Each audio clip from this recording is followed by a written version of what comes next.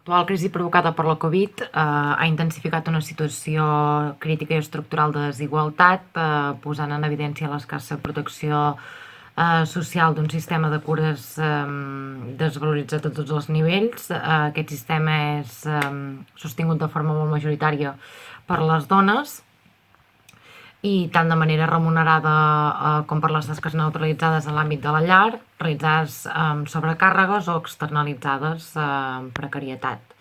L'actual situació es veu agreujada no només pel marc sanitari, sinó per l'impacte en els drets laborals, socials i civils que porten moltes dones a greus situacions de risc, com ara sense condicions de teletreball, acomiadaments i ERTEs, sense cobrar la renta garantida o l'ingrés mínim vital.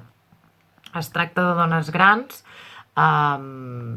jubilades, amb rentes baixes soles i mantenint les seves famílies, suportant una política d'habitatge especuladora i el tractament de les xarxes de suport. Cal sumar-hi les inacceptables condicions de les treballadores de la llar en règim d'internes. Una llei d'estrangeria que discrimina i precaritza més encara les dones migrades, com ara l'incompliment per part de molts ajuntaments del dret al padró, o les pràctiques encara més cruels en els trànsits migratoris i en les fronteres. Cal destacar que les mesures restrictives actuals fan els espais més insegurs.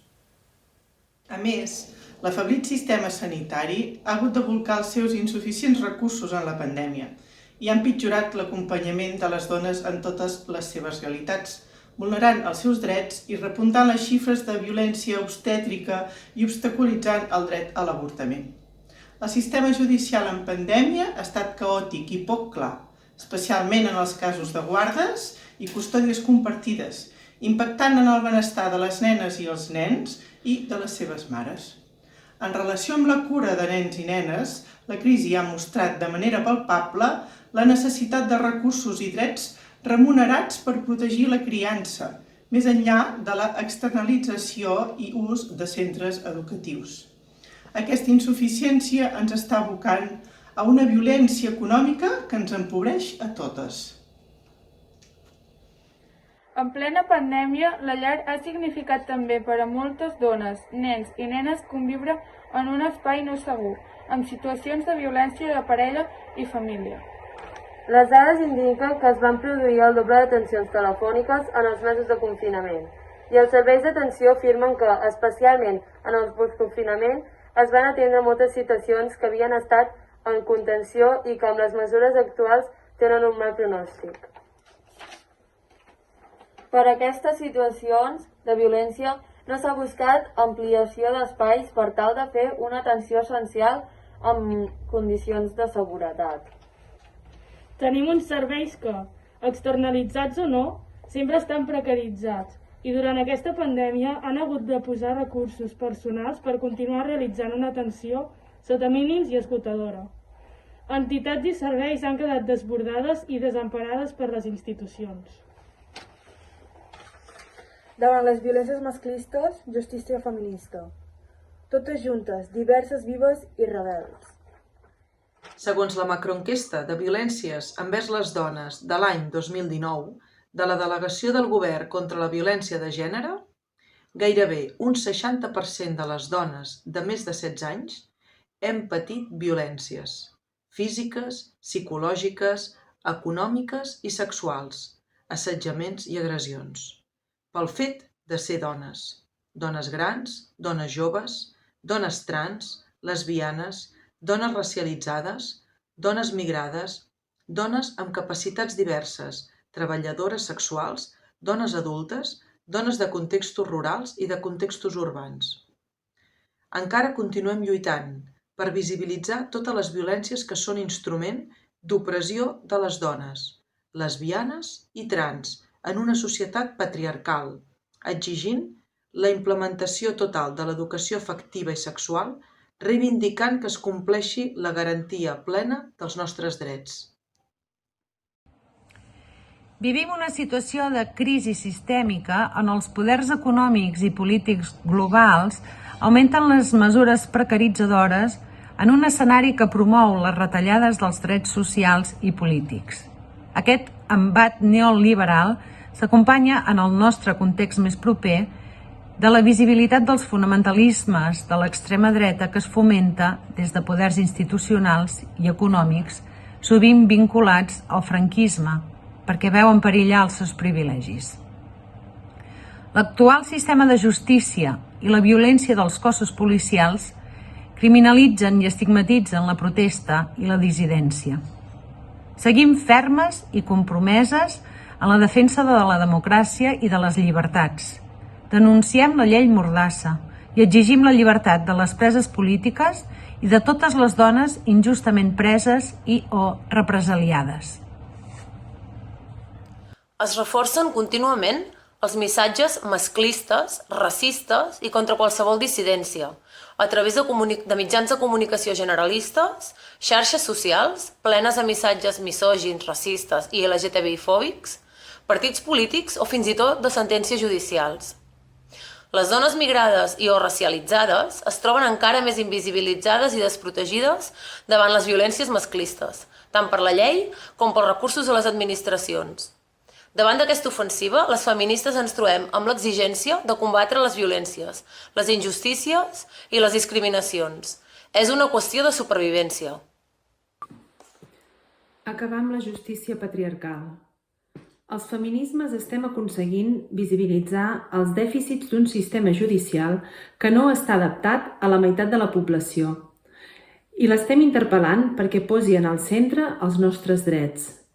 No es tracta de demanar un enduriment del sistema contra els agressors, prou que s'han instrumentalitzat els nostres drets per justificar derives repressives del Codi Penal que no han millorat en res la nostra seguretat i el nostre benestar. Els feminismes hem sabut fer que casos paradigmàtics com el de Juana Rivas o els de les violacions múltiples de Pamplona o de Manresa posin el focus en els molts altres casos que no han tingut ressò, però que cada dia condicionen les vides de les dones.